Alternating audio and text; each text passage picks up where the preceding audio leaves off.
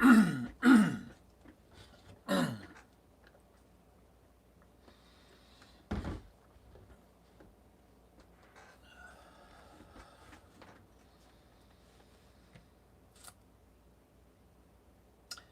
it looks like we're live. Hello and welcome to Wednesdays with MrTieDye. How's all those Rainbow Warriors out there doing? Looks like we got a bunch of people in the house waiting already. Looks like, what, 23 people? So, let's see. We got Alec and Saucy and Lori and Marissa and Donna, Brad and Daniel, Deja Vu, Penny. Oh, we got somebody from Australia. Hi, Barbara. Good morning, Barbara. Matt, Brian. Brian's down in Las Vegas. Let's see, 123 Style. My mom's in the house. Hi, Mom. Good to see you. Let's see, Chris, Katara, Debbie. Oh, Debbie, watch out for that hurricane. Yeah, that's rough. Hopefully that just kind of dies down or passes you by. Okay, oh, and of course Julie's in the house. Yep, we got a bunch more people just joined in all of a sudden, so I don't have time to welcome everybody, but welcome everybody. Glad to see you guys. So today I'm going to do the WigWag design. I know I've been promising you guys that design for a while, and it finally came up in the queue. It was what came to me in my meditation, so that's what we're going to do today. But before we get to that, I just wanted to thank a few new members. I had the Colorist Queen, Nadine, Susan, Penny, and Lori sign up to be new members of my channel. Namaste. Thank you very much. Much gratitude out to everybody who supports my channel in any way. And that means even just watching and sharing my videos. That's a wonderful way to support me. So thank you guys. And I think today we're just going to jump right into doing the tie-dye. And after we get done with that, then I'm going to jump into the Q&A and the auction. But this one here is a little bit the more detailed folding, not detailed folding, it's just basic, but anyways, we're just going to jump right into it. So I have a tapestry that's been soaked in soda ash. I've spun it out so that it's just barely damp. And then I folded it in half and in quarters to get my center line, or the center of the tapestry. And because this design is, let me push this back out of the way. Because this design is, or the circle I wanted to draw is bigger than my table here, I had to do that off camera. But basically I used my kite string here, I pulled out a thing, I held it here at the center of the tapestry. Like I say, I folded it in quarters, so this is the exact center of my tapestry. Strung my line out with a pin, and I drew a couple circles. Those are my kind of guidelines of where I'm going to do my pleated folds at. And then we'll get to dyeing this thing. So, and the dyeing is where the trick of the WigWag comes in. So I'm going to start out by folding. I'm going to start with the smaller circle first, and then the bigger circle will just kind of line that up. Let's see. And then, of course, any of the questions, you guys can ask each other questions in the chat room. I know we got a bunch of experienced dyers in there that are good at answering questions for people. But if you do want to direct a question towards me, if you put it in all capital letters, then Julie, who's watching in the back room, she will write those questions down and bring them out to me. And then during the Q&A session, I'll get around to answering those questions for you to the best that I can. I can only answer what I know. So first off, let's go ahead and get started folding. So I'm just going to do just a pleated fold on this green line here. So I'm just going to start from one end and just work my way around. I'm doing kind of a shorter pleat on this because I want my tapestry to be kind of wide when I'm done folding it, because that'll just help with my laying the dies down. So I'm doing a shorter one than a shorter pleat than I would normally do on this, since it's a big long run here. And as I go along, I'm going to try to keep all of my pleats straightened out on both sides of my line here. I mean, I'll go back and straighten them up later, but the more that you can kind of keep everything in line as you're folding, the less straightening you have to do later. That's my goal anyways.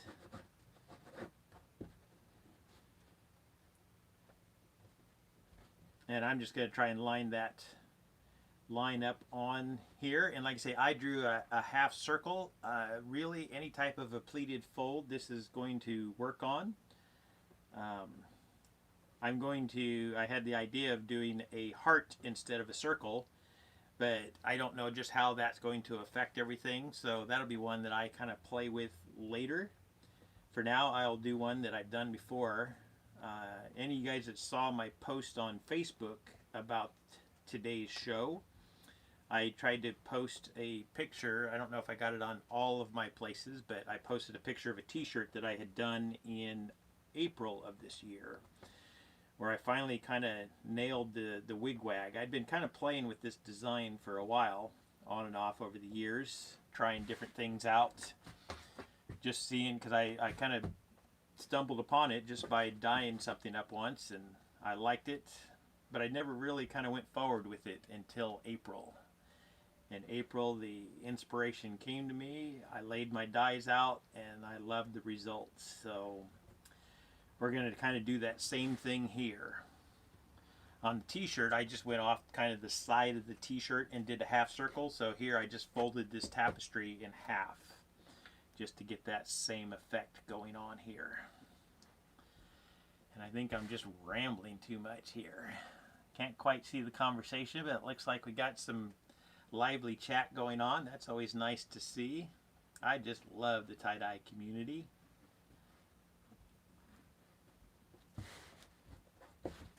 So we're continuing to send some love and light and hopefully some rain towards the fires down there in California. And I know the East Coast or the Gulf Coast, I'm not sure just exactly where, but I know there's a hurricane that's wanting to hit over there. So let's send some love and light that direction. See if we can dissipate that hurricane, calm it down, send it someplace else. Maybe we don't want to send a hurricane to California, but maybe we'll send the rain to California. How about that? Let's send the rain from the hurricane to California and put out those fires. Kind of done with those. We still get a little bit of that smoke that drifts this way, but nowhere near as bad as when we had the fires going on here in Oregon, and it just kind of blocked out the sun here, it seemed like. All right. I'm just rambling on. So I got my first fold done here. I'm going to go ahead and tie this off and then start straightening some of these lines out. I just want to get this nice and flat, as many of these pleats laying next to each other as I can.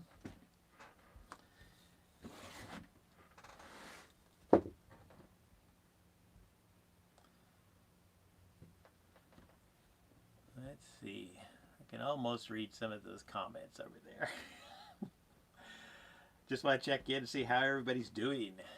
We have kind of overcast skies out here in Oregon, but the temperature I think is hanging in the mid 70s, so that's not too bad.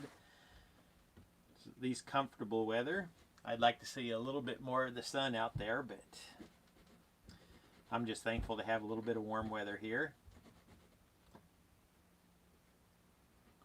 So how's everybody else's weather doing? Or do we have anybody else that's being affected by the fires going on or the hurricane? I know Debbie said she had a hurricane heading her direction, so we'll just send love and light that way and see if we can help out, calm people down.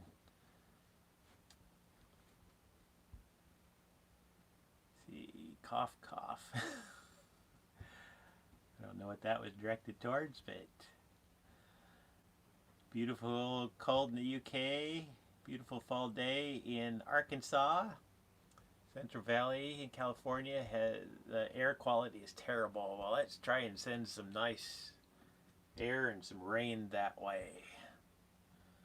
Just move that air quality right along. Okay, so I got some more of these pleats straightened out here. So usually once I get a little section done, I leave my string tied here so that I can just keep on wrapping that up. The nice thing about using the kite string is, well, I guess for bands you could slip a rubber band on there, but I just really like the kite string. I use my cuticle pusher sometimes when I have just one unruly pleat. I can tuck it down in there. See, I don't have perfect pleats here, but I think the pleats are good enough. We're just going to keep on folding this, and then we're going to go the other direction. My plan is just to kind of pleat the whole thing out before I start putting dyes on.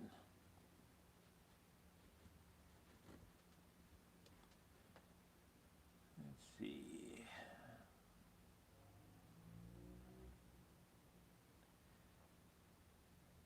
Oh, nice. Kathy says her husband started watching too. He doesn't even do it to do the tie-dye, it looks like. Awesome.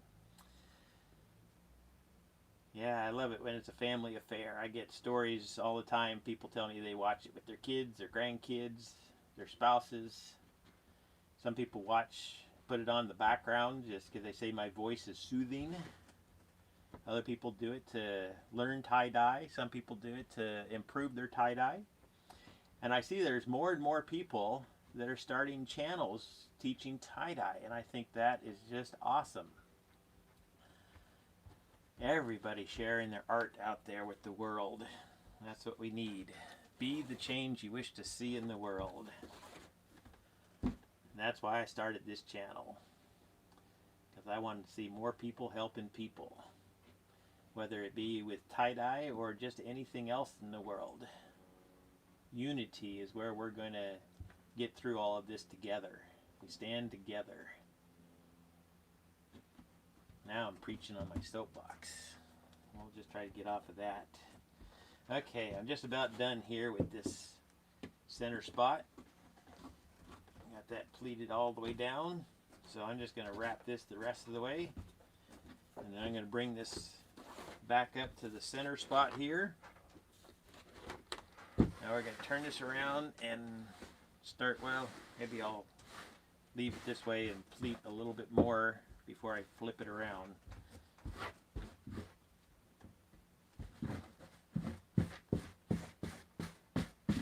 And for me, I usually just try to kind of start out by just smoothing and pulling these pleats, and that usually kind of helps get them sorted, and then I can go through just a little bit at a time here. I usually work on like a 4 to 5 inch section here and just kind of pull on these pleats to create the lines, and then just fold them, tuck them right in there. That's how I like to kind of straighten things out.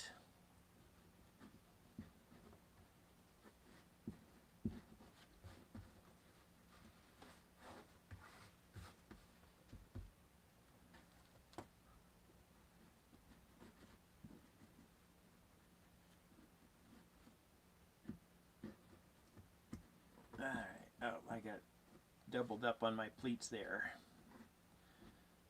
We fixed it.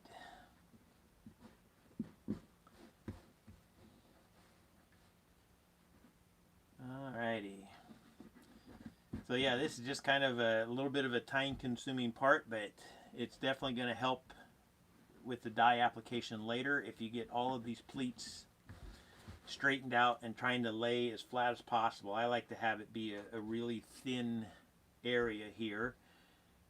I'm going to do a liquid dye on this. I still haven't tried the ice dyeing on one of these. I'm going to get around to that eventually also. And I've also been getting some tips from Justin Biffer on the hot water irrigation. So I'm probably going to dabble with that a little bit also. Try out some other techniques.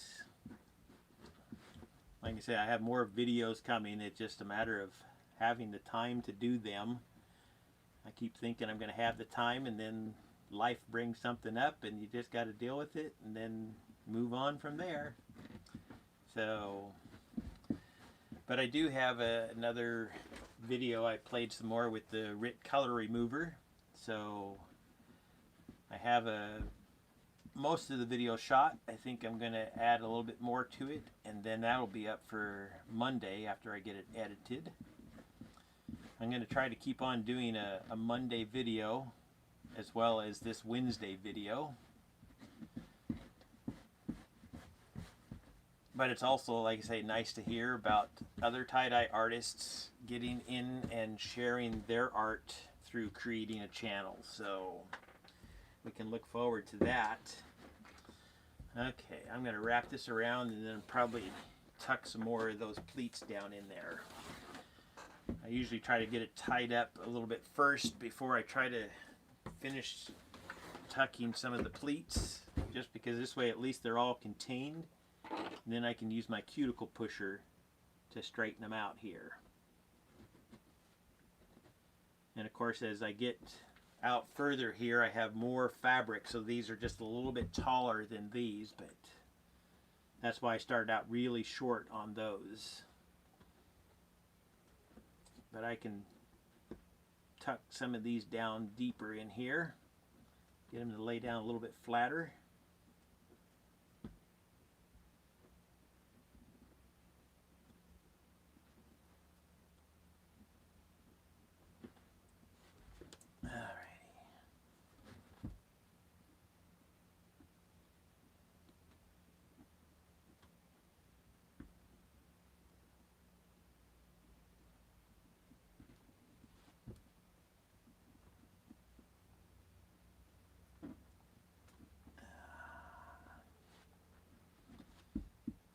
Okay, we're getting close. Then, like I say, I'm going to finish the rest of this bit out here. We're just going to do the pleated fold all the way out. Okay, that should be good there. Now I'll flip this around.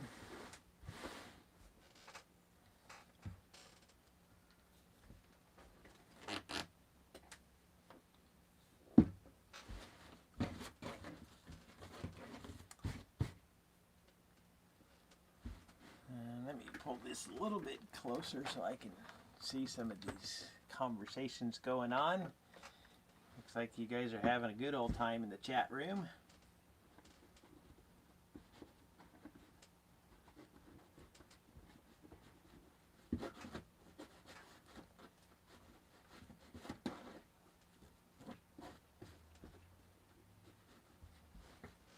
There have been just a couple of questions so far if you want to chat on them. Okay.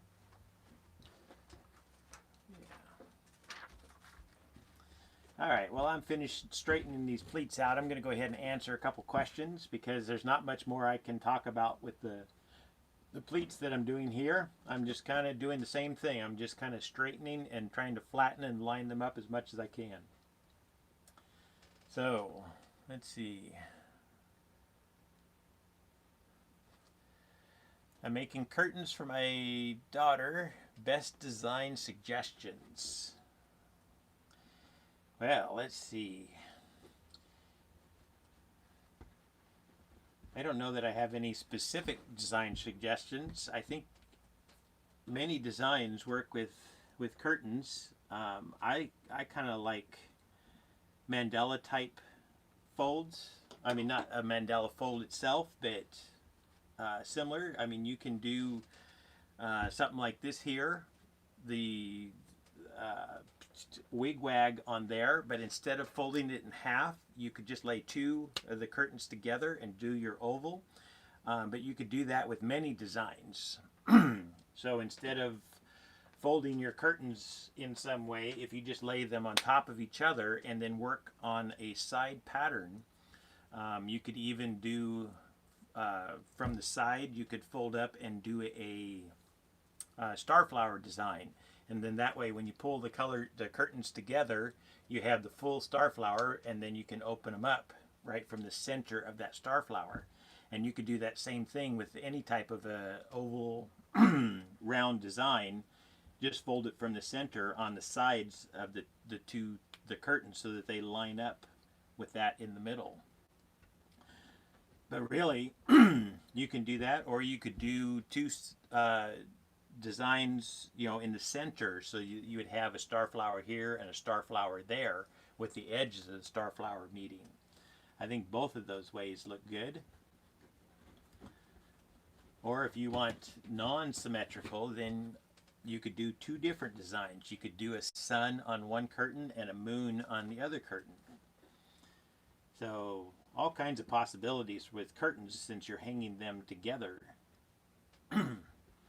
But yeah, I don't have a whole lot of exact suggestions, ideas for that I can think of offhand. But I think if you go through my Tapestries album, or my Wednesdays with MrTieDye album, those are almost all tapestries in there. I think any one of those designs in there, you could do that as your curtains, whether you have the same design, you have a meeting of the design, or separate designs. I think any of those would work for curtains. How big would you say your pleats are? About a ½ inch? I can measure that.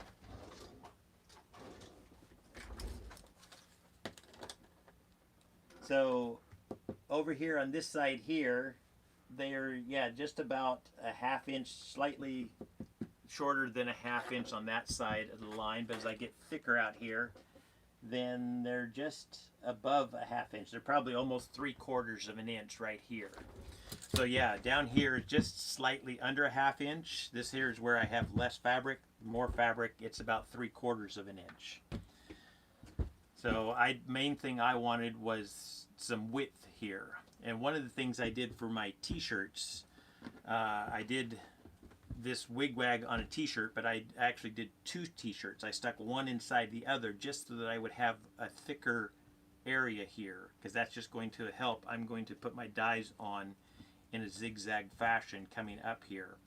So if it's too skinny, you don't get too much of a zigzag in there. You can still do it, but I'm just trying to give myself more, and also I want the colors to go all the way through and match up. So having it thinner there just cuts down on the chance of having too much white left in the tapestry. Let's see. Lots of first-time live viewers. Awesome. Welcome to my channel. Welcome to Wednesdays with MrTieDye. I'm glad to have all of you guys in here. Looks like we got 98 people watching right now. So yeah, I've been doing, this is my 28th episode. This is, that's 6.5 months. But I started doing these right after our lockdown, and we're still in the lockdown. I figured I would keep on doing these after the lockdown, and we haven't got past it yet, but we will. We will. Alright, I think I answered all of those questions. And we just about got this side finished pleating here.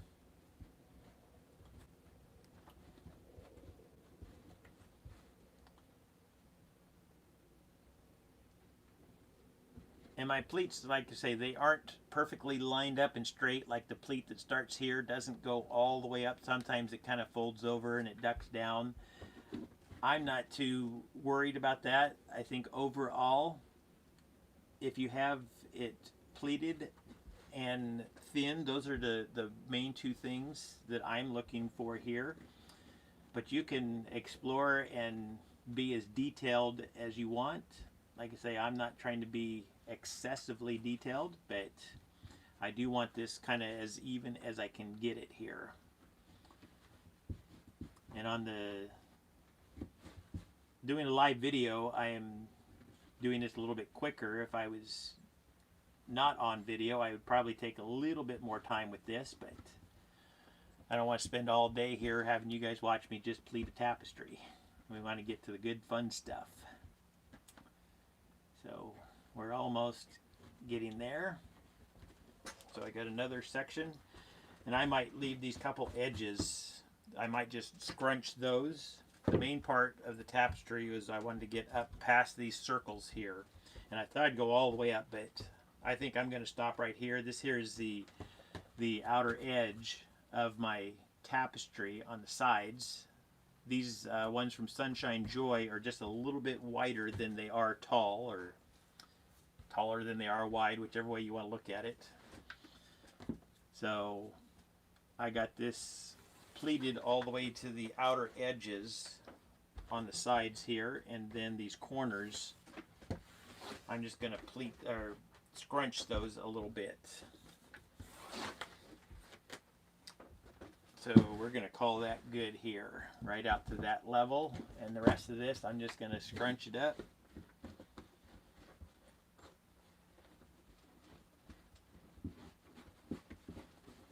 But I encourage you guys to kind of explore with this. Like I say, I did a half circle, but I'm pretty sure any shape that you do that requires the pleated folds is going to work, and it's going to change things up a little bit.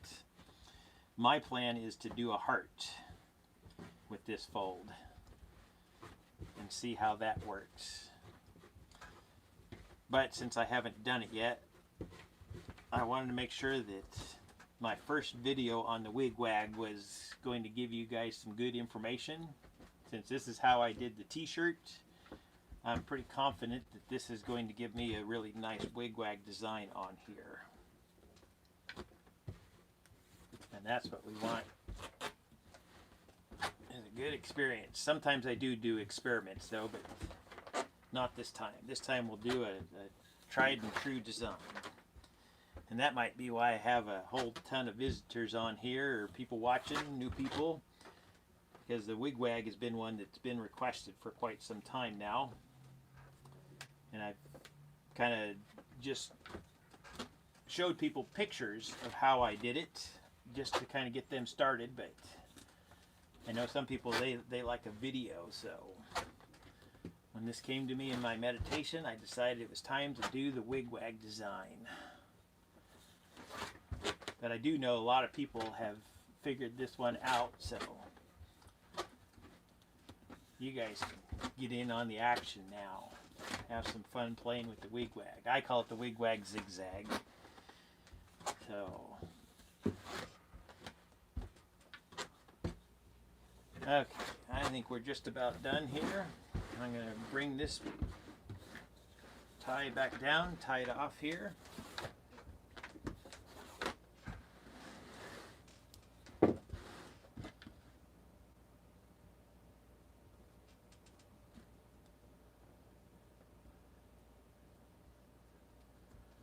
Let's see.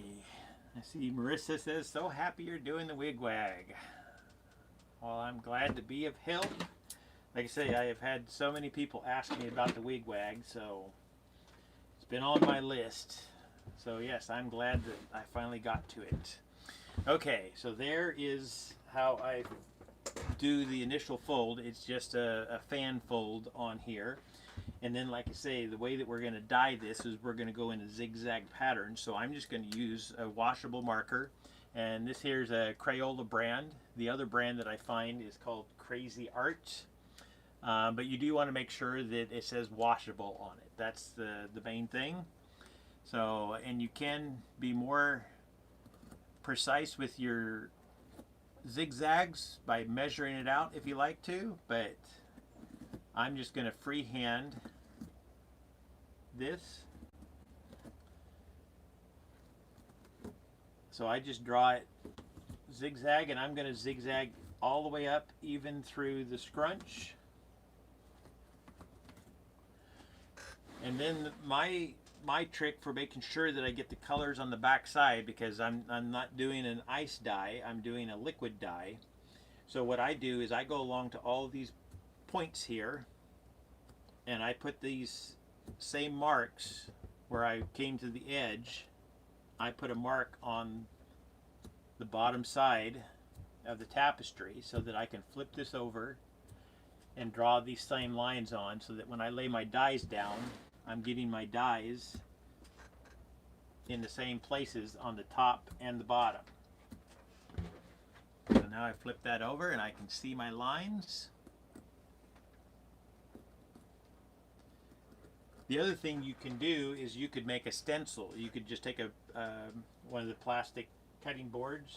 I don't have one handy here, but you can take one of those and you can cut your little slits in there, lay that on there, draw them on one side, and then flip it over, and just make sure that you use the other side of it, and you can draw your lines on the back side.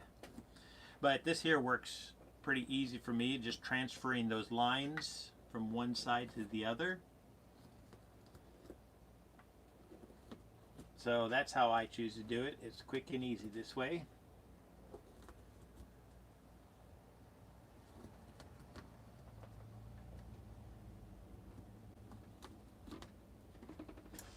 Okay, so there's my lines on the top and the bottom, drawn the same way. And now the next thing that I'm going to do is lay a towel down. And I got a nice, fresh, clean one. But the towel is, since I do have a little bit of moisture in here, my soda ash is in there, I want to make sure that that doesn't lock any of my dyes from penetrating all the way into the middle. So I lay this on here, and the dry towel is going to help kind of pull the moisture down through the tapestry. So this way the soda ash is going to, any of the soda ash liquid is going to go down into the towel. And then when I'm done dyeing this here, and I'm going to keep checking to make sure if I have good saturation on the bottom, then I'm going to go ahead and flip this over and I'll dye on the other side. So first off, I'm going to put some gloves on, and then I'm going to use, I have 4 colors lined out here. So I have sapphire blue, lemon yellow, turquoise, and bright green. And the bright green is a color that I mix up myself. I just mix it straight from powder, and the way that I do that is I use 3 parts lemon yellow and 1 part turquoise, and that makes my bright green. The more yellow you use, the limier the green is going to be, and of course the more turquoise, the darker the green is going to be. So I like the mix of about 3 parts lemon yellow, 1 part turquoise. That seems to work really nicely for me. So okay. So now I'm going to start putting my dyes on here. So basically what I'm going to do is I'm just picking one of the colors. I want my dark color. The rest of these are all brights. So I want my dark color to be down the middle. That's just my own personal choice. You could pick a bright color. You can pick whatever colors you like. But I usually would just make my first line on here. Oh, and the other thing, I did go all the way to the corners on this. You can also play with this zigzag without going to the corner. It makes drawing the lines on the bottom side a little trickier, but if I brought my zigzag instead of all the way to the edge, if I brought it to right here, then on the bottom side, I could just make sure that I put a little dot about 1 inch in, and you could zigzag, and that would give you more room where you could run two zigzag lines down here instead of just the 1. Actually, it would be 3 because you'd have it on the other side too. But I did mine where I went all the way to the edge with the main color. So that's the way I'm going to do this one. What? No, this is just regular dye. I haven't done any thickened dye for a while. So I've been using just regular dyes for this. And I didn't even use urea. I used dye powder and water. That's the only thing I put in these dyes. Oh, and I used gasoline oil, which I used like 15 drops in my 32-ounce bottle. And that just helps break surface tension. It's supposed to help the dye soak in better.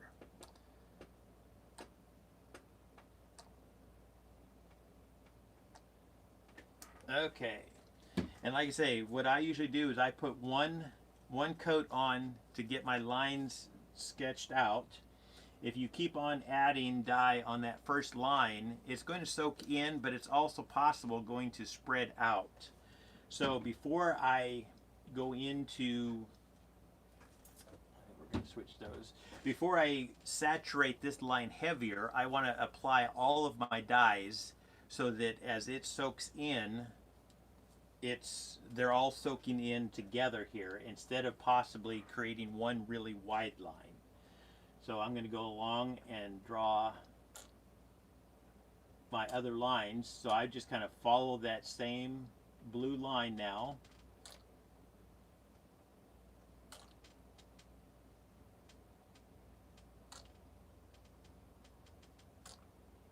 and just continue adding your colors.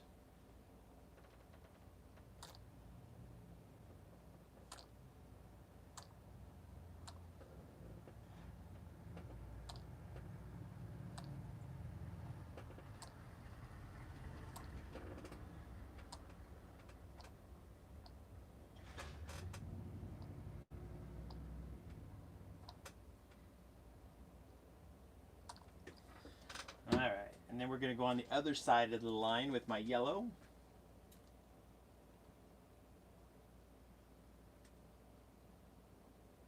So I put the first one down right on the line I drew, and then the rest of them I just do it next to it, and I just follow that same patterning.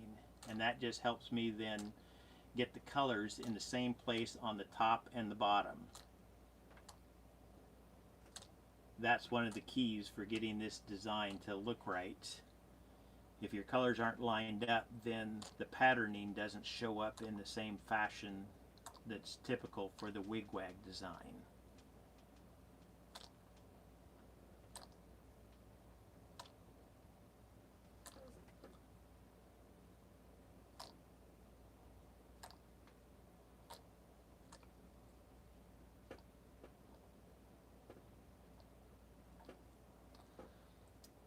Okay.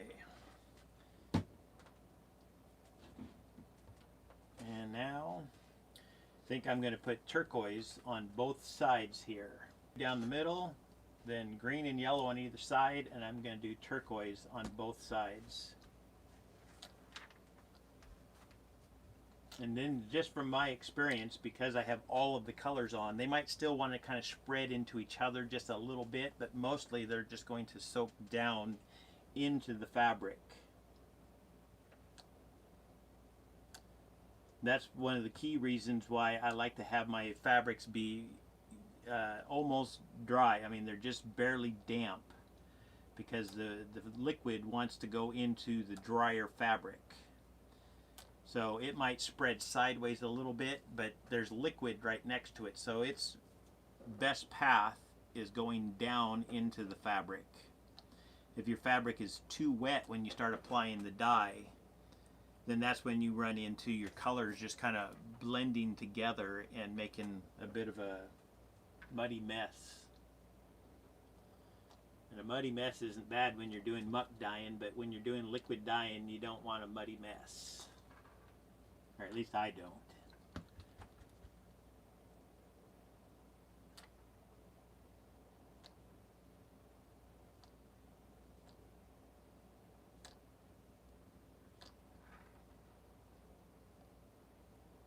And then, like I say, from here, it's just a matter of just repeating the colors. After I finish laying this turquoise down, then I'm going to go back and I'm going to add another coat of all of these colors after I check the bottom real quick.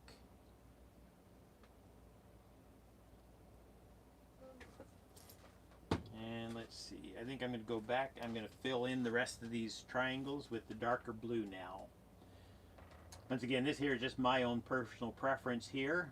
You could do it however you like. You could just continue with the lines, but since I only have just a few small triangles, I'm choosing to just fill them in rather than trying to continue with the patterning.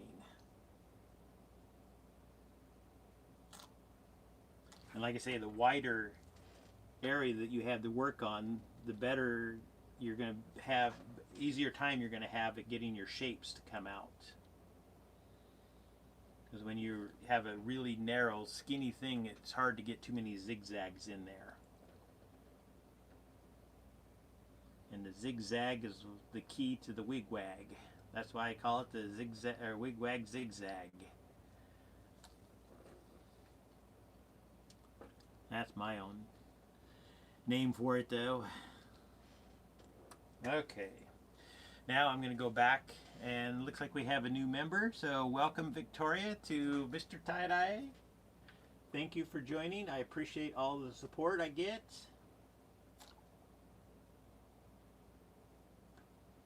So now I'm just going back over. I'm starting with the dark blue and just putting another line down here. Oh, I guess I forgot to check the bottom, but that's okay. I'm going to go ahead and apply one more coat, and then I'll check the bottom.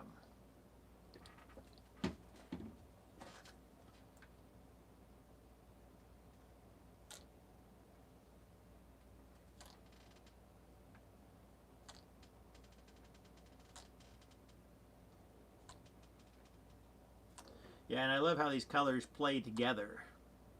Because I put the dark green, then the bright, or the dark blue, then the bright green, then the turquoise here, and I can see where the dark blue and the turquoise are both soaking into that green and darkening it up. So it's just giving me more of a color palette there. So that's just kind of fun to see the colors interact. I know some people don't like the interaction of the colors, but I rather like the interaction. It's just a matter of putting colors down that you know are going to blend well together. And if they don't blend well together, then I do have a video on laying color where I put purple and orange next to each other. And in those cases, you can go back and watch that video if you like, but the way I do that is by laying the purple down first, letting it spread some on its own, and then I go back and add the orange in. But I always leave a white space in between them. Let the purple spread so much, but let the orange spread, and then I touch up with the orange. So if you're trying to do colors that don't blend well together next to each other, my advice is to start with the darker color first. Let it spread, and then lay your lighter color down and let it spread, and then touch up that white space in between them. If you try to put them on all at once, then they tend to run together.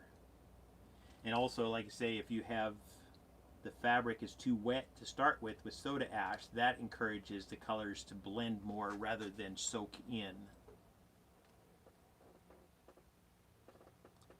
I think I'm rambling again,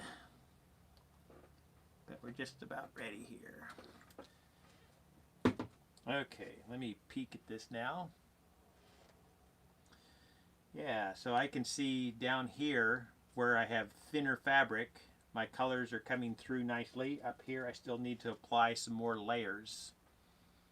So I'll probably apply one more whole layer to the whole thing, and then I'm going to apply another layer just up here from this line up, I think, just to get more saturation coming through there before I flip it over.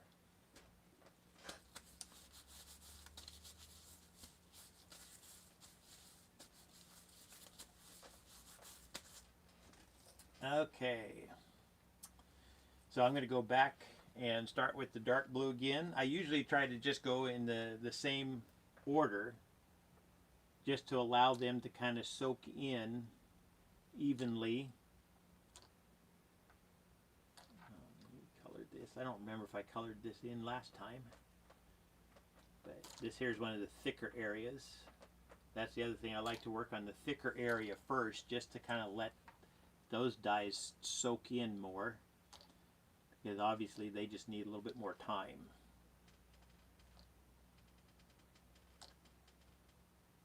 And as soon as I get done dyeing the bottom side, I will start answering some of these questions. But you guys can keep asking the questions, and Julie is hard at work taking all of those questions down, and she'll bring those out. In fact, she brought them out to me now, so I'll see if I might be able to get to a couple of those questions while I work here. But let me make sure I know where I'm at here.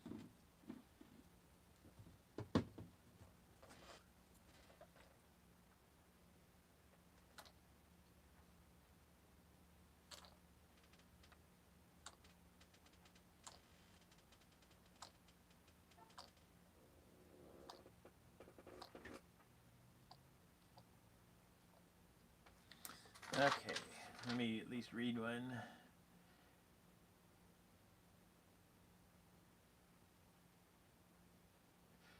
Let's see, do you use a Panda or Ninja spin dryer to spin out your shirts? I actually use just the spin cycle on my wash machine.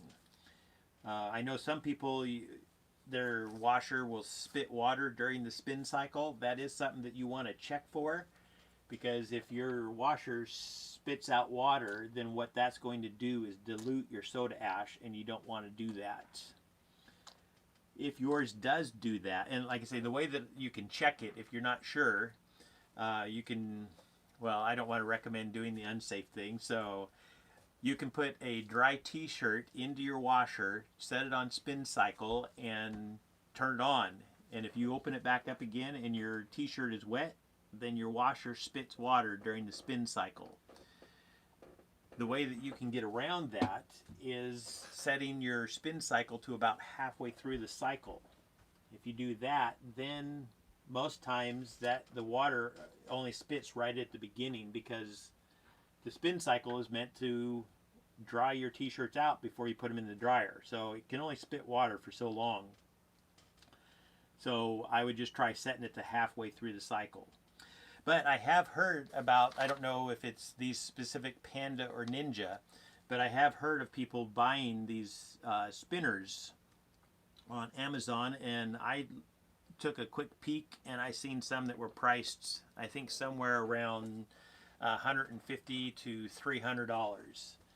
So I'm not sure which ones those were, but those I think would work great. I know some people, they use a mop bucket wringer, where they just put their t-shirt down in there where you normally put the mop, and you squeeze it down, and that works really well. That saves your hands. I spent way too many years squeezing t-shirts out by hand, and I'm glad that I discovered doing it in the washer machine, because that's really helped my hands. So yeah, I see enough color coming through, I think all the way up to my first line here. So I don't need to put any more dye down on this side here. When I flip it over, I can just put one coat on there, and that should be good. On this side, I'm going to go over these one more time. So from here up is where I'm going to apply more dye. And once again, I'm just going to start with the same colors here in the same order.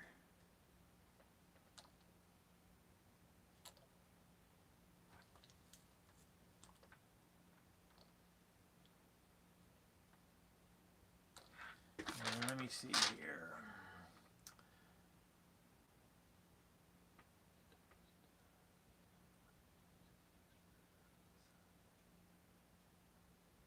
Okay, this question is, how would you add stars to the moon, and what would you suggest for around the sun?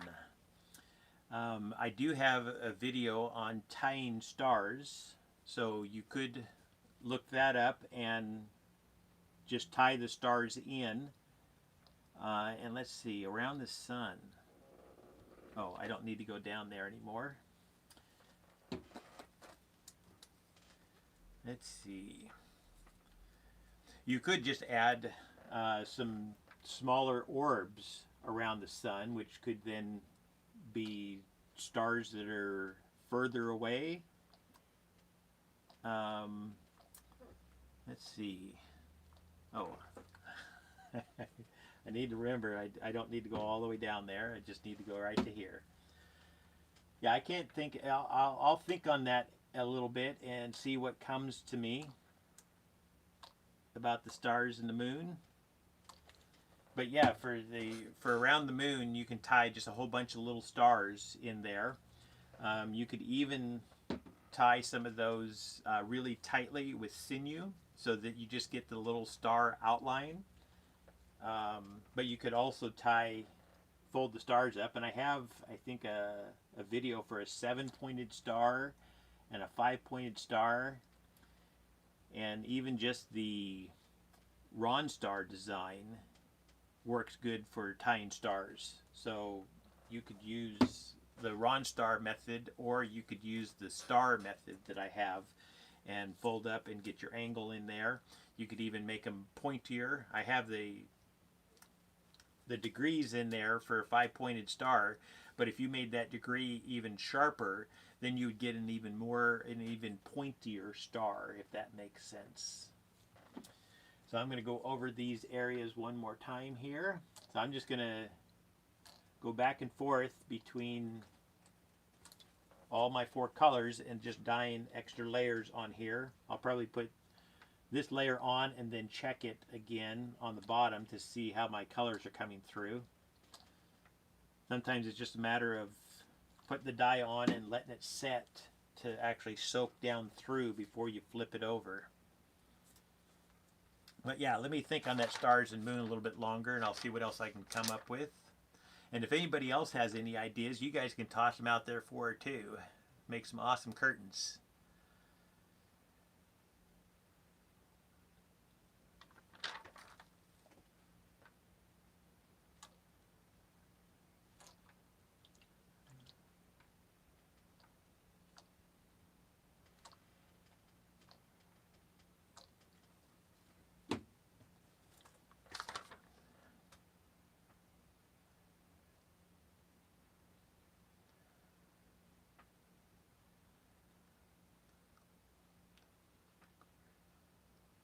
Okay, somebody said they seem to be having a problem with their dyes. They seem to be getting some moisture in them.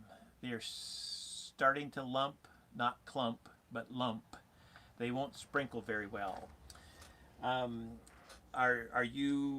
You're probably talking about doing the ice dyes with those, the powders. I haven't had any issues with mine. I always make sure that my dye containers, that I screw the lids down tight on them. You know, just make sure that it's set so that you don't get moisture in there. But if you're using other types of containers and live in a humid area, let's see. One of the things that I've just started to experiment with is adding soda ash to my powdered dyes if I'm going to be using them for ice dyes. Although I guess if you're getting moisture in, you don't want that because that could activate the dyes then. You might try one of the humidity reducers packets. Drop that in there. I know that the dyes, they don't always sprinkle really well. Some of them have a different consistency, almost like they have moisture in them. I haven't specifically noticed it being moisture, just that some of them are clumpier than others. So I'm not sure just what the issue is. Are you leaving them in the same containers that you bought them in, or are you putting them in a different container? Because I guess that's the other thing. If you're putting them into a different container, then that lid might not be sealing it well enough. I know on the dyes from Dharma, I'm going to open this up. They do have this little, well, it's not poked up, but it's a little styrofoam thing in here that helps with the sealing. If you're putting it in something that doesn't have a little coating like that in there, you might not be getting a nice tight, airtight seal on that. Because when I squeeze this here, no air leaks out. So that might be something, if it's a soft container, you might check to see if air is actually squeezing out of your container. And if that's the case, maybe put something in the lid to help seal it up tighter. I'm not sure what else I can recommend on that. I haven't had any issues like that before.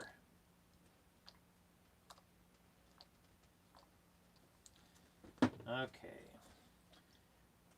I don't know if I started with the right color or not, but I'm just going to keep on adding more colors on here and checking this every now and then. I'm seeing better dye saturation. Yeah, you guys can see that. I'll move this a little bit. So I'm seeing, you know, like my yellow, I can see my blue. I still got a few spots where it's not all the way through, but I think I'm going to put one more coat of dye on the top side, and then I think I'll be ready to flip this over. I think I have enough saturation there that I should be able to finish that out.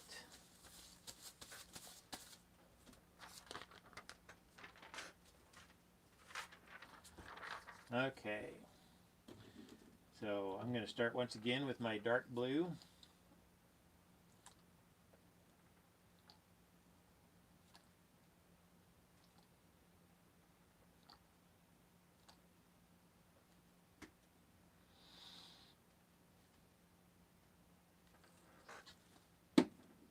And yeah, that probably perfect timing. That bottle needs to be refilled. We'll get to that in a second. That'll give this a chance to soak in more as I refill these dye bottles. And I'll probably try to answer a few more questions here while this sets and I let the dye soak all the way through.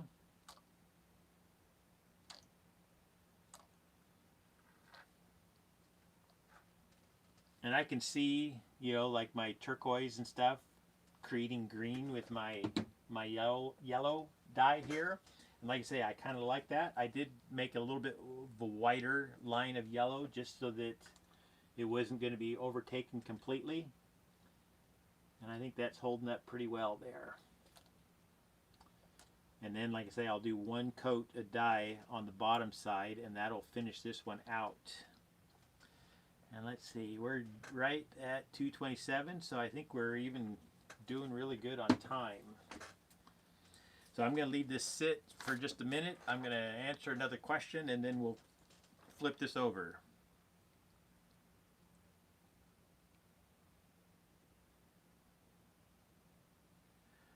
So somebody asked a question, so your oil works the same as urea. Do you have to use the oil? What is the oil called?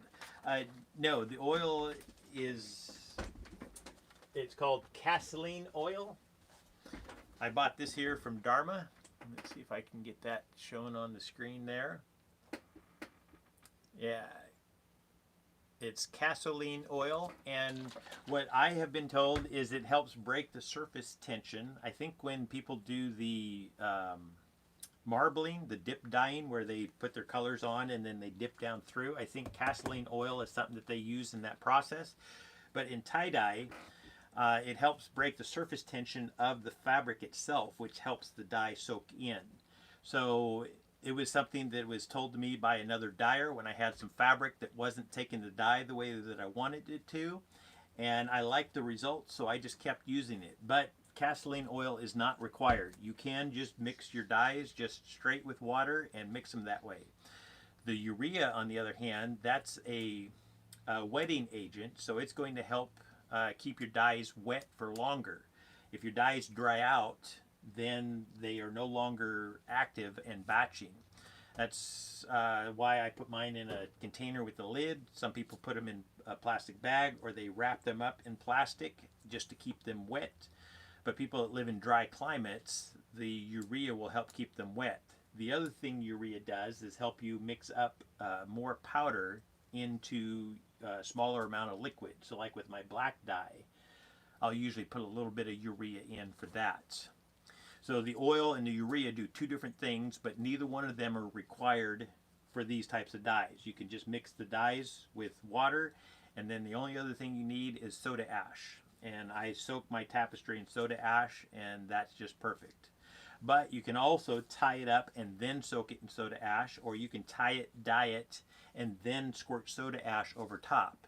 Each way is going to give you just a little bit of a different results. I've done it all three ways, and I kind of like to play with it that way, but those are the only things that you really need to work with the Procyon dyes. So, okay, so now I'm going to go ahead and flip this over. So, let's see. I think I'll just pick it up and just flop it straight over. And yeah, and I can feel the moisture in here. Some of it is, of course, dye, but some of it I think is just the soda ash. So we're just going to move that back out of the way. And I'm going to leave this because I might still flop that back up one more time and press on this just to take some of that excess out. So now what I'm going to do is just finish this off. I can see all of my dye lines here. So, and I mean, I can still see the marker where I put it on there. But the main thing is being able to see where to put the colors so you're putting them on in the same spot. And this here, just I do have a video on this, but this is how I fill these little bottles. So what I usually will do is I'll wipe off the top of this just in case it has any soda ash on it. I don't want to put just even the tiniest bit of soda ash in my bottle. So I wipe the tip of this off, I squeeze the air out of this bottle, and then I just seat that in there. and then you can just squeeze the top bottle and it fills up the bottom bottle. This is the way that I found it works best. I've seen some of the little tiny funnels. I haven't had too much success. Maybe my funnel was too tiny, but this way works pretty quickly for me for filling these bottles up.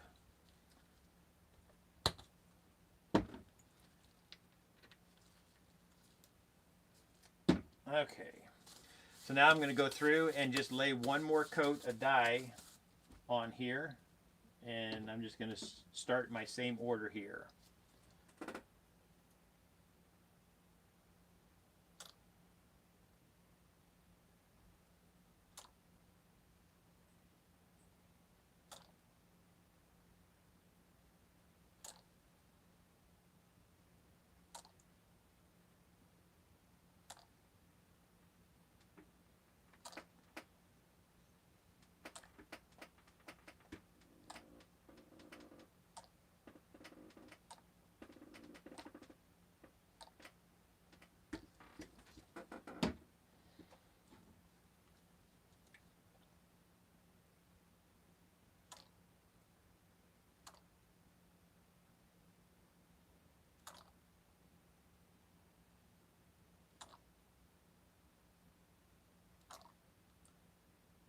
And this is nice to be able to finish this off with just one coat of dye, because since I can see this much dye, I know that it's gone all the way through all of the layers of fabric and saturated that.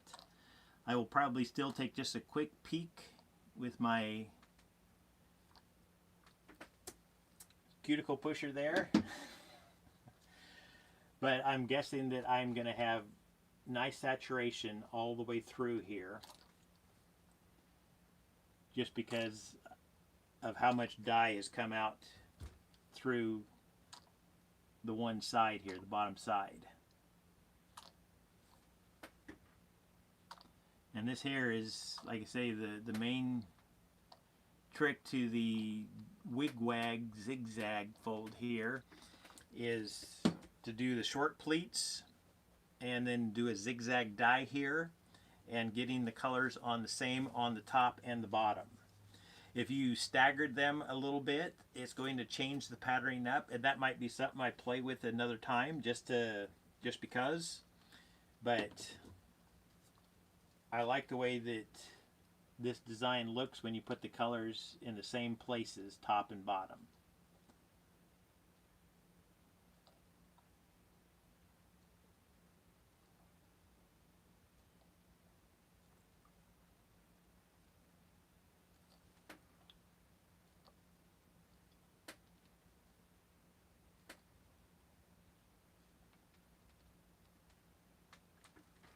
Alrighty, now we're going to fill the rest of this in with the dark.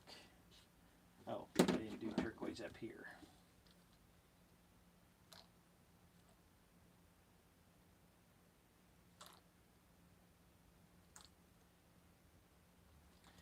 Yeah, and this area up here is probably where I might have just a little bit of white in there, so I'm going to peek around in there as soon as I'm done adding this last bit of dye. But all the rest of this should be really good, saturation wise.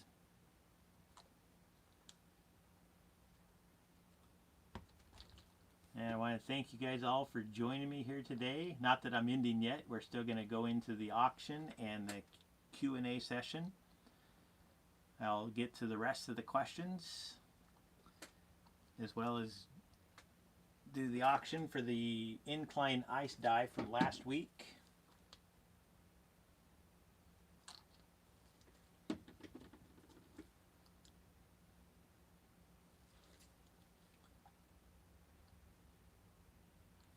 Now I'm just kind of touching up where I see that I went over things just a little too quickly and missed some spots.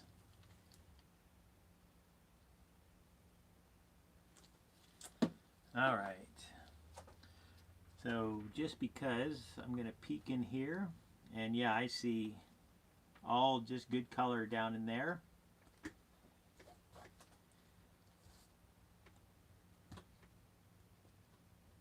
Yep, I see good color down in here. in these thicker areas. Okay, I think even in the scrunch, I can see some little white fibers sticking up here, which tells me you usually need just a little bit more dye. But I think overall, this here is looking good. We should have really nice saturation all the way through this. Yeah. Okay, so we're going to call that good now.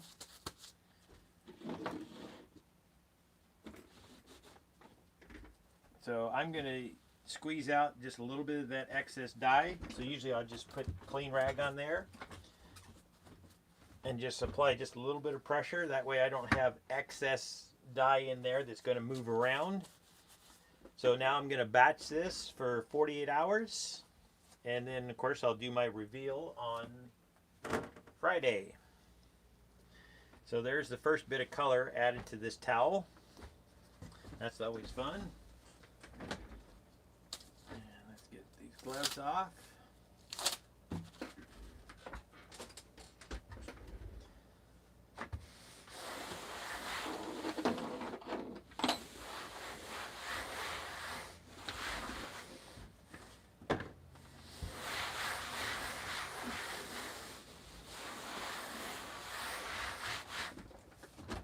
Okay.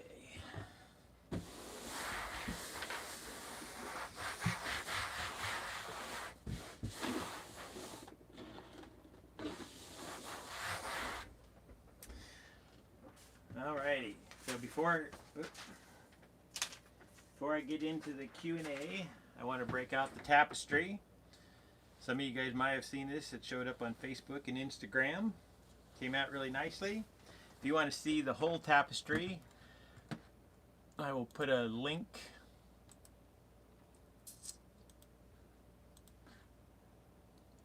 down in the chat box here. So you can click on that link and that will open up all of my places on the internet where I'm at. But the second link there is the Wednesday album. And you can see the whole tapestry there. But this is, like I say, the one I did the incline on. I had folded it in the quarters, and I basically then did a arc fold or fan fold around the corner section here. They were all four of them stacked together, and then I inclined, and my dies then ran towards the center here. The center part, I put just a little couple extra ties in there just to block this off and give me some patterning, and then the die of course crept into there. I really love these purple and green darts here. I just love how this one came out. So anyways, this tapestry now is up for bid. You can place your bids right in the chat box here. So I'll keep watch on that. Let me scoot this over so I can see a little better. And we'll see if we get an opening bid on this. We have an opening bid of, let's say, $30. Anybody want to bid $30 on this as an opening bid? And then I'm going to go into the Q&A session here. So,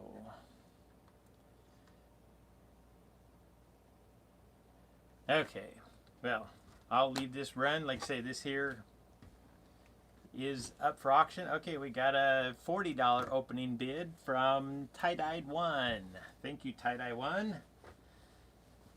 And we're just going to go ahead and leave this open. We got a $50 bid from Turd Bird. Thank you, Turd Bird, for the $50 bid. And let's see, I'll go in and start answering some questions. We got a $55 bid from Amber Johnson. Thank you. Okay. Well, I keep going back and forth. I need to scoot this just a little bit closer so I can see it without my glasses. Or see it with my glasses. Okay, yeah, it looks like the timing is off on people. Sometimes I think if a video is hung up, if you click on the video, there's a little live button that'll bring you up to live. Sometimes I think I live a little bit in the future, so Okay, there we go. So we got a $60 bid from Debbie York. Thank you, Debbie. Okay, how important is heat when batching? Um, a minimum. I like to have a minimum of 70 degrees Fahrenheit when batching. If it's too cold, then the dyes don't activate properly, and they will take much longer to set up. And I haven't tested it out myself. Some people say that they batch in a cold basement and they're fine. I haven't tried it myself, so I don't know. I've just gone by from what I read, and if you're below, I think 68 degrees, then the dyes aren't going to set up properly, meaning your shades are probably going to be a little bit off. Um, so I like at least 70 degrees Fahrenheit. And then if you add more heat, then it does help the batching even more. But 70 degrees for 24 hours should be just perfect. If you want to improve your dyes from there, then what I recommend is batching for longer. So I started batching mine for 48 hours. And then I also put my tubs, I put my tie-dyes in a tub like this on a rack. And then I put a lid on this so mine stay warm. And then I can set this out in the sun. Of course, we don't have sun here in Oregon today, but in the wintertime, if I'm dealing with winter conditions, then I will stack these tubs next to a heater vent, and that always helps also. I find the benefits of adding heat to be really nice because on top of speeding up the batch time, it also will help after 48 hours with heat. By the time I start doing my rinse out, I think most of the dyes are pretty well spent, so there's less of a chance of them back staining. But also the colors just seem to be a little bit brighter. So anyways, if you have at least 70 degrees Fahrenheit, I think you're good. Above that is just going to help improve your colors a little bit. It's going to speed up your batch time. I think some people in hot places, they will use the excess heat to speed it up so that they do wash out after 6 to 8 hours instead of 24 hours.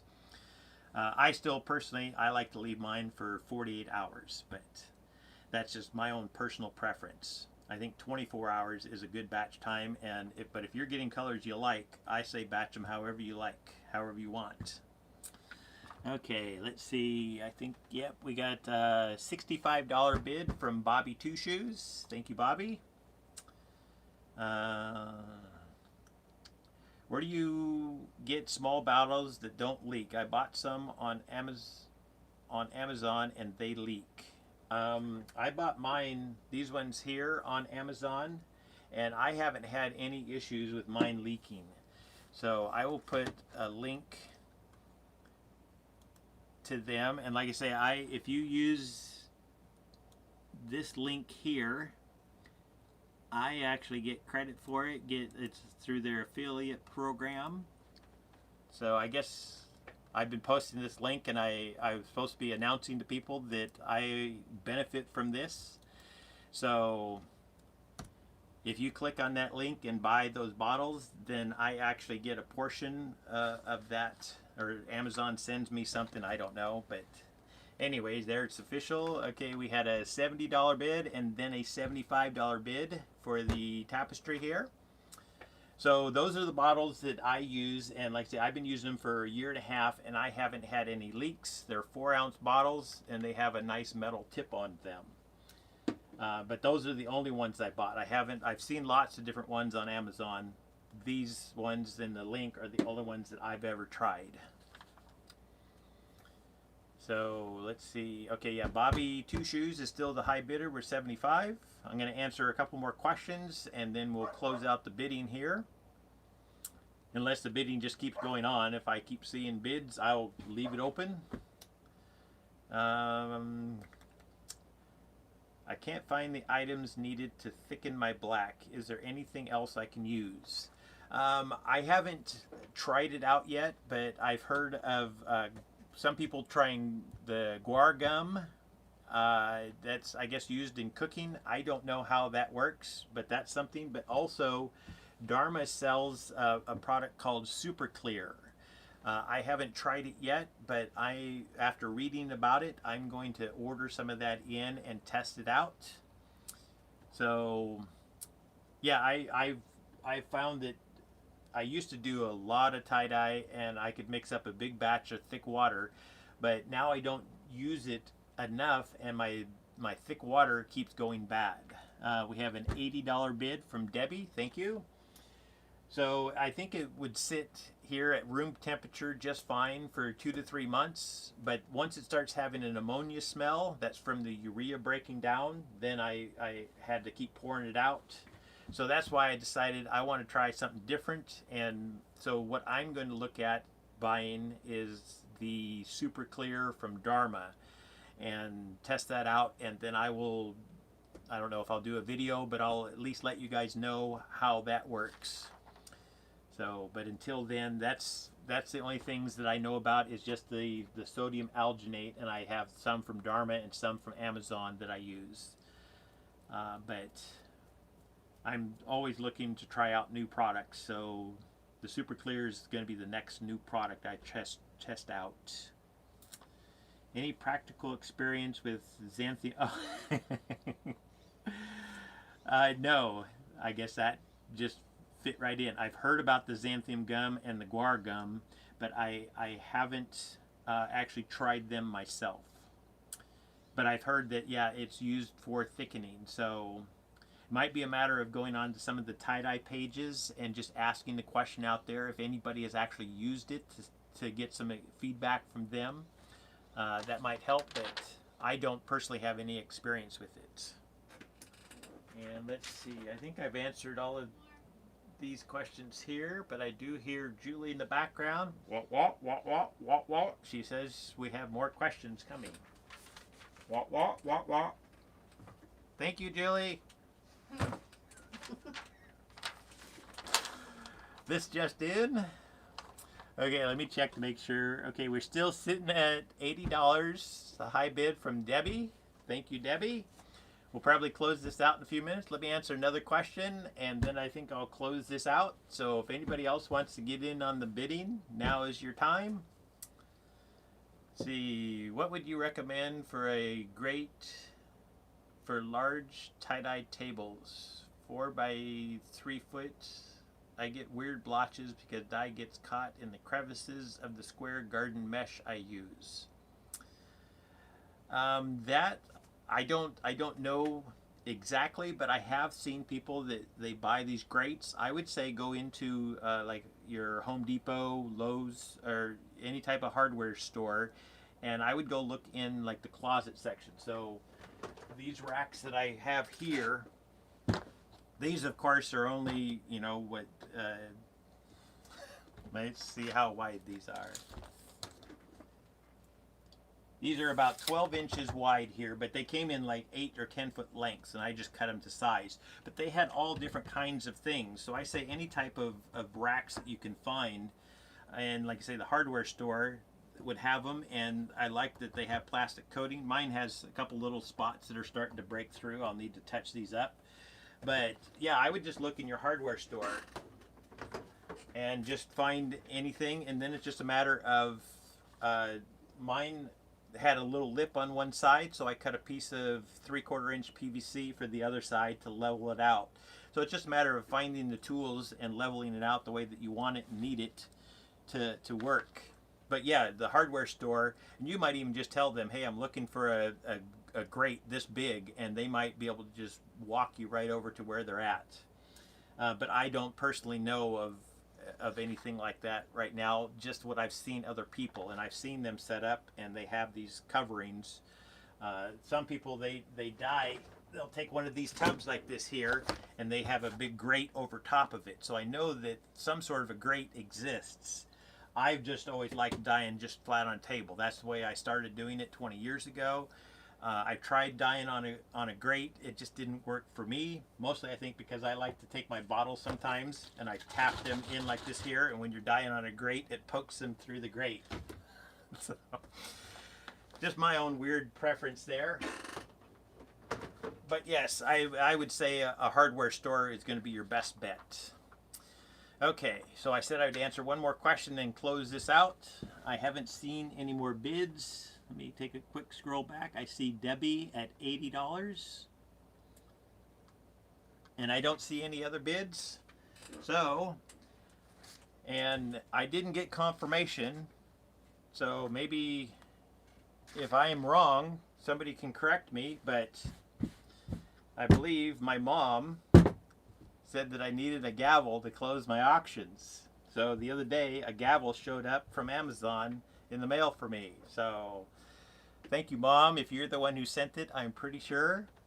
But if not, if somebody else sent this to me, thank you guys very much. Anyways, I will use this gavel to close this auction. So right now we have an $80 bid. We're going one time at $80.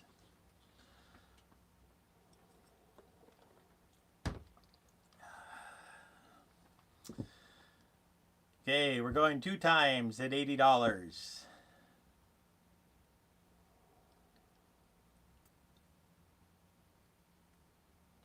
Okay, three times at $80. And I always have to pause and wait because I know I live in the future, so I wait for you guys to catch up to me before I do it. Okay, I think that's sold. $80 to Debbie York. So I can't remember for sure if you've bought one before. So there's two ways that you can pay. You can either go directly to my donation link. I will put my launch links. I think it's about the fifth one down. You will add in $7 for shipping, so your total is $87. Excuse me. $87, and like I say, you can click on the launch links. It's about the fifth one down. PayPal donation link. You can just pay the $87 directly through there, or if you would prefer to have an invoice sent to you, if you scroll down to the click on that same launch links, scroll to the bottom, and I have how to contact me through my different Facebook pages and through my store. You can just send me a quick email with your email address, and then I will send you an invoice to pay from. But anyways, thank you and congratulations, Debbie, on winning the incline ice die. I will get that signed and mailed out to you. And yes, that did sound very official with this gavel, didn't it? So, Mom, is that a confirmation that you and Dad are the ones that bought this for me? I don't know anybody else who would have done that had my address. So thank you, Mom and Dad, for my nice new gavel. We closed our first official auction with it today. Oh, and it's my nephew's birthday. So everybody wish Chris a happy birthday. He's not here, but let's do it anyways. We'll just send all that good love and light out into the world, and it all converge on Chris for his happy birthday. He's getting old, but he's not quite over 40 yet. I think this is his 38th birthday. So happy birthday, Chris. Okay, let's go ahead and answer some more questions here. If you're using sodium alginate as a thickener, how much per 16 ounce? I do have the amounts that I use listed in my videos, but that's kind of a guideline. I find that I still kind of have to adjust them. I can't think off of the top of my head how much to use, because when I mixed up with the sodium alginate from Dharma, I mixed up like a six gallon batch, and it depends. Well, I guess I did smaller batches if I was doing the really thick dye. So yeah, you'll have to do the math. You can go and look up the ingredients and then just divide down to the 16 ounces. Let's see. Okay. Yes. Let's see, my daughter turns 30 tomorrow. Oh, well, happy birthday to Deja Vu's daughter tomorrow.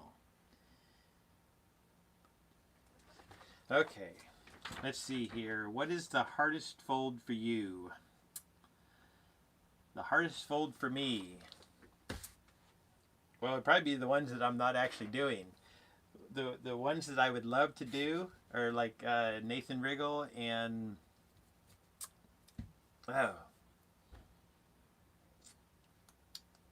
I can't think of the names. Anyways, they do that scrunch pleat where they draw their design out and then they scrunch pleat it and they just shape it. I haven't practiced that enough to be able to sit down and do it yet. I would like to get to that. So I think that right now is the hardest fold for me, is the one that I'm not actually doing. Um, but they do some fantastic. I see these images that they look like stitch designs, because that's how I was doing, how I do all those magical designs that look like pictures. I stitched mine. Well, these guys are taking it to another level. They're sitting down and folding these things and doing some amazing work. So I'm going to sit down and practice that eventually. But let's see. Do you think people who are charging $100 for this design will be mad at you for sharing how to do it for free? This is not the Ripple. No, this is not the Ripple. I don't know who's charging $100 for the WigWag design. If somebody is charging that, I do apologize. But this is a design that I did figure out myself. The Ripple design is a different one than this. I couldn't figure it out, so I paid the money to Josh to support him because I wanted to learn how to do it. I don't discredit anybody for charging for their art in whatever way that they charge for it. I'm choosing to do all of these videos for free, but that's because I felt like I've been called to share my knowledge. And my motto is, be the change you wish to see in the world. And I wish to see more people helping people. So that's what I'm doing. I'm helping you guys learn this art. So, but I don't have anything else to say about people charging $100 for this design. I haven't seen that. I just know that a lot of people are doing it, and I had figured it out years ago and just perfected it this year. So we'll just leave that right there. How come when I use soda ash, the color doesn't stay as well as when I don't? There was a lot of conversation in the chat about that, but I thought I'd let you chime in. Yeah, I don't know. I mean, are you using Procyon dyes? I mean, the soda ash is meant specifically to be used with the Procyon dyes. It does help if you're using tulip dyes to do a soda ash soak.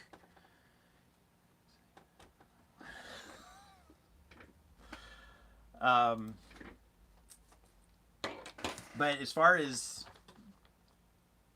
the color doesn't stay as well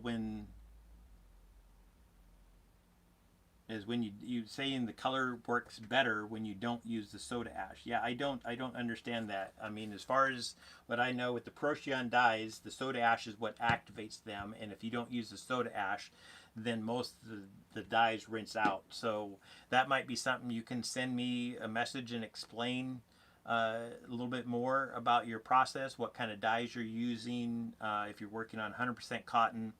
But I don't have any more information on that. Julie said that there seemed to be a lot of conversation in the chat room, so you might have gotten your answer by now. I don't know. How long do dye mixtures for ice dyes last? Wondering if the shelf life when you add the soda ash to the powdered dye. Can I keep mixed around to use later? As far as I know, the soda ash and the dye powder, as long as they're not wet, they can last forever. Well, as long as the dye itself lasts. I haven't heard about a shelf life on Procyon dyes, but some people say that they had some that was around for 10 years and they used it and it wasn't any good. Some people said they've had some around for 5 years and they used it and it was just perfect. I can't speak to the shelf life of the dye itself, but as long as the dye powder and the soda ash don't get wet, then that mixture should stay good for as long as the powdered dye works. But I've only just recently started doing it, so I don't have actual tests, but I know that there's a lot of dyers that do the hot water irrigation or they do the ice dye, that they mix up a lot of their powders ahead of time and they just store them in the jar. The main thing is that you want to make sure that it has an airtight seal on it, because if any moisture does get in, that's where the dye, the soda ash, and water is going to activate the dyes. So that's all I can speak to that, because I don't have I don't have the knowledge about how long the actual dye powders last. But yes, you can mix it up and use it for later. Just washed a batch with bad results. I was trying to dye black over colors and the black mostly washed out. Anyone got tips for a good black? The chat room had lots of ideas. Do you want to share too? The dye that I use, I mix 3 different black powders. Mine are all from Dharma, but I have New Black, Better Black, and Raven Black. And I mixed all 3 of my dye powders together into one jar, and then that's what I use to mix my dye. And I use twice the amount of dye that I do for most of these others. For 16 ounces of most dyes, I use 5 to 6 teaspoons of dye. For black dye, for the same amount, I use 10 to 12 teaspoons of dye. So I use twice as much. And then also the black dyes, they take longer to set up. So that's why I started batching my stuff for 48 hours. So you might try that also. Mix your dyes stronger. You might mix a couple of your dye powders, and you don't have to dump them all together to start with. The first couple times I mixed my black like this, I scooped out of one tub, I scooped out of the other tub, and mixed my dye up. So you can just do a test before you dump them together, but I like the results so much that I just dumped all of mine, and that's how I do my black dye now. But also, like I say, the black takes longer to set up, so trying a longer batch time might help improve your dye yields. But you said that it mostly washed out. Did you re-soak the t-shirt in soda ash? I've had a few people that they tried it and they didn't realize that they needed to soak the t-shirt again. And usually what I'll do is I keep a tub of soda ash in a jug like this here, so that I can just pour just a little bit into just a separate tub, because when you're soaking a t-shirt that's already been dyed, sometimes that dye can leach out when the soda ash comes in contact with it, and then it colors your soda ash. So you don't want to dye your whole big bucket of soda ash with the excess dye. So I usually just pour just enough to get that shirt wet. Then do the same thing. I wring it out so that it's barely damp, and then tie it up, and I add my dyes on. And I've had really good luck with adding black over top of all my other colors. So I'm not sure just what happened with that, but those are some things that you can try if you're using the Procyon dyes. Make sure you soak in soda ash, and then also maybe making sure that your dyes are mixed strong enough. Okay, see you, Mom. Nice to have you stop in, and once again, thank you for my gavel. I appreciate that.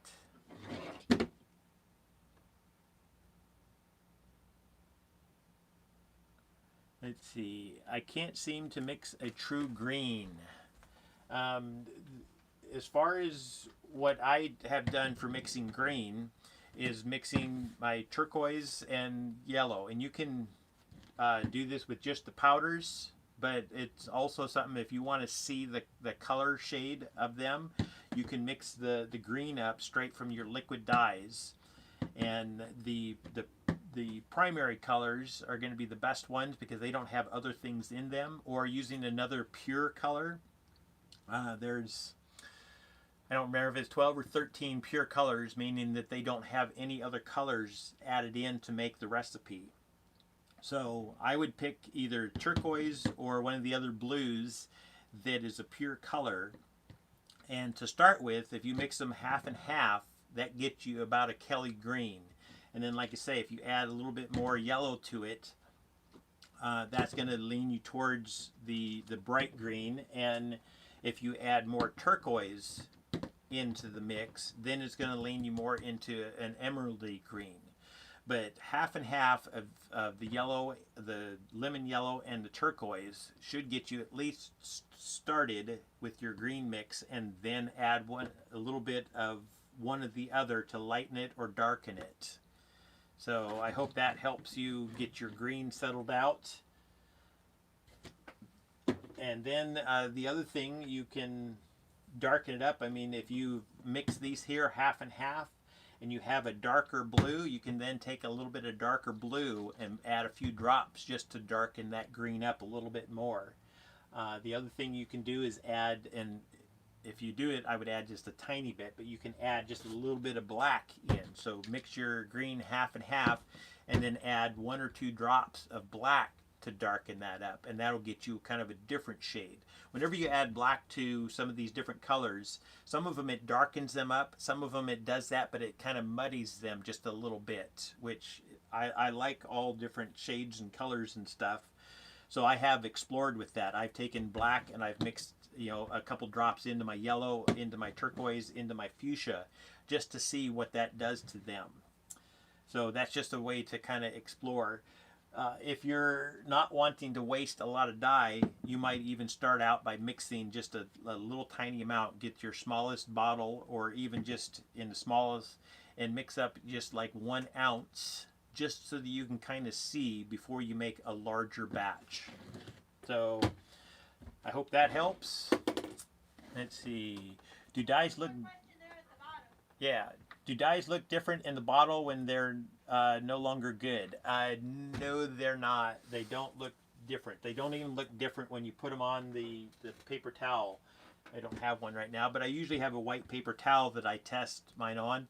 But there's no way to look at a dye and tell whether it's good or not. The best thing that I can suggest is to try a little bit of that color on one of your next t-shirts. You know, if it's, you know, a blue or whatever, you know, dye all the other colors in there and then add a little bit of that blue in there just to see what it looks like.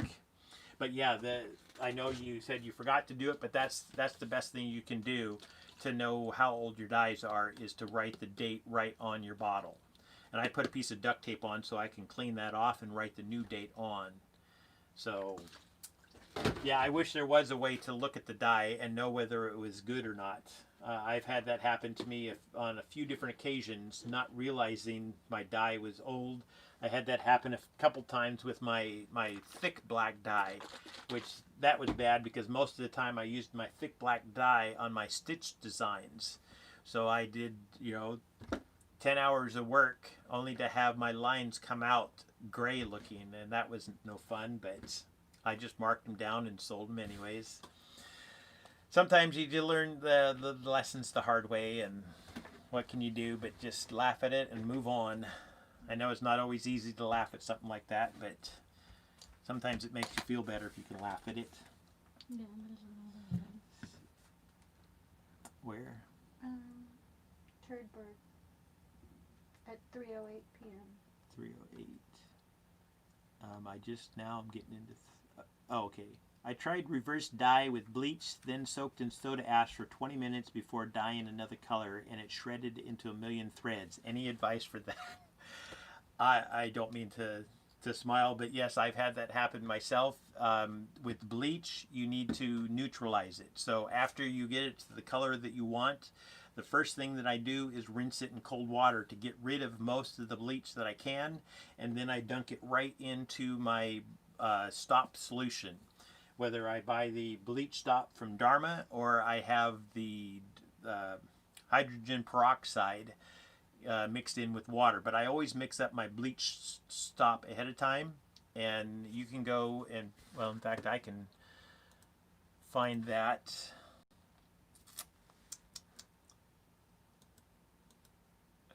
Nope, that's not the one. That's the one.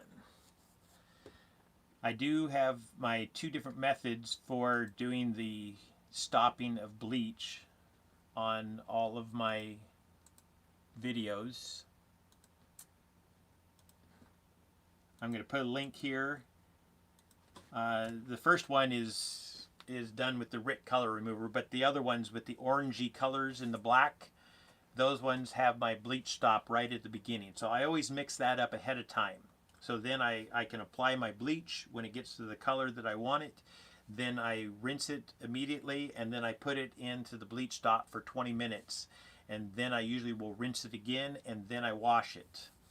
But if you're wanting to add color back in, sometimes the bleach doesn't get the color all the way out. It goes to about an orange. If you leave it in longer, then that's when you do risk the fabric coming apart. And I've had that happen on more than one case where I got the color that I wanted. It looked great, and I even did the bleach stop on it. But when I washed it, then all of the holes showed up. So even though I had it looked fine after the bleach stopping, I still had left it in for too long. The damage had been done. So that's why I started exploring, and the latest thing that I have found that I really like is the bleach, the RIT color remover.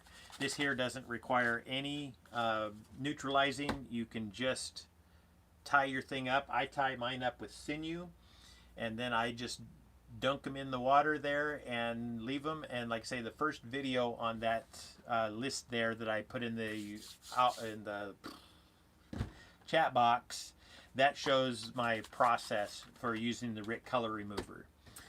So, but yeah, I sorry to hear about the one that shredded. Of course, there's nothing you can do with that one.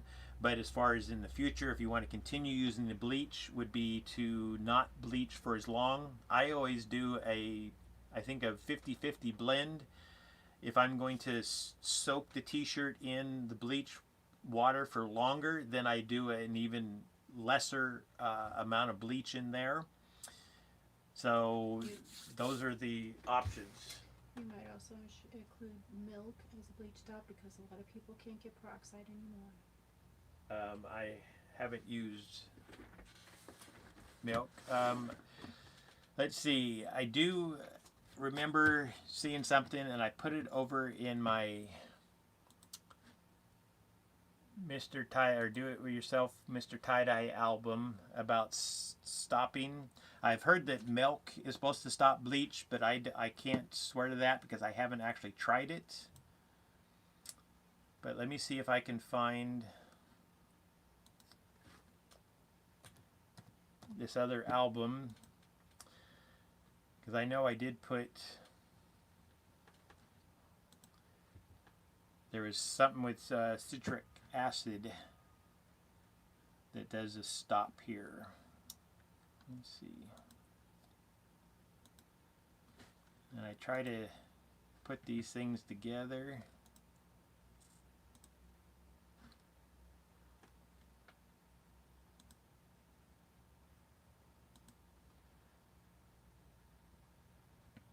Okay, so here's the other article that I found about stopping bleach.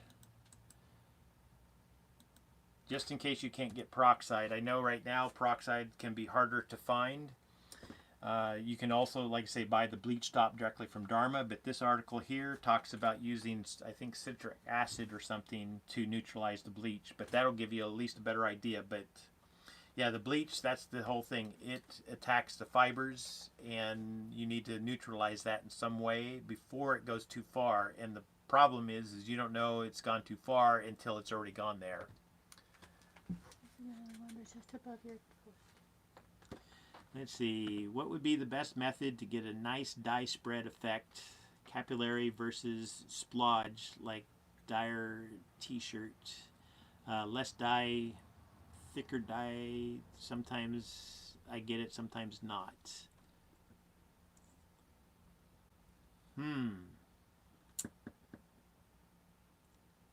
Yeah, I can't say for sure. Like I said, I play around. That might be something you send me a picture over on my one of my Facebook pages of the effect that you're trying to go for, and I will try to help you figure that out.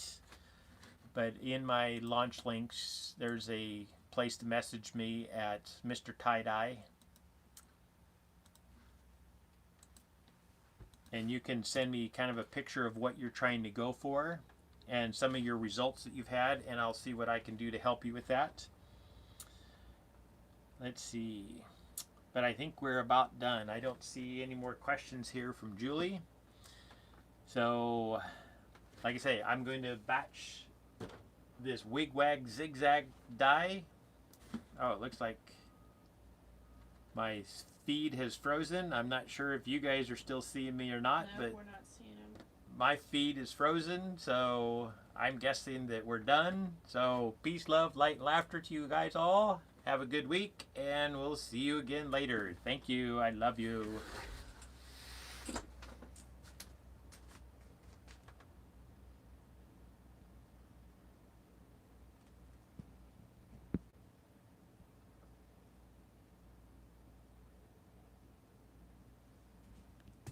Yeah, that was my phone